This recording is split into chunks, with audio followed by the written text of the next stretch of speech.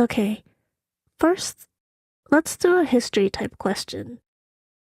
Thinking back over the historical development of museums, do you think that museums are changing in a way that's making them more useful to society? In other words, do you think museums are going in the right direction? Please explain. Well, that's a big question. Well, when I think about the earliest museums, which were the provenance of only the richest people, now I think we're obviously going in a better direction because museums are now open and accessible to anyone and working hard to be more welcoming, but there's still plenty to do. Yes, I think museums are going in the right direction.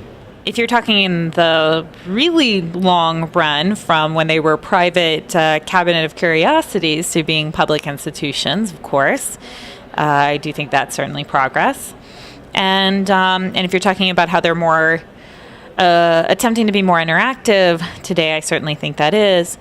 I think museums are becoming increasingly responsive to their audience and are becoming more aware of who their audience is and cultivating a more diverse community. And they're also working towards leaving their walls. What that basically means is that the museum in and of itself is not just an institution, it's sharing power, it's incorporating visitor voices, and it's trying to reach out into the community in more vital ways and trying to incorporate the experience of their communities and their cities into the museum.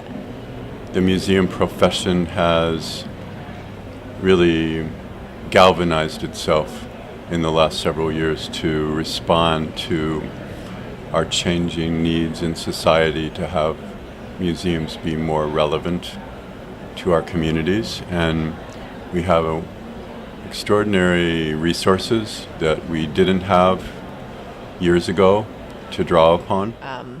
I think it's there's an interest in making the exhibits more engaging. Well, I think that museums are really trying to make better connections with more kinds of people.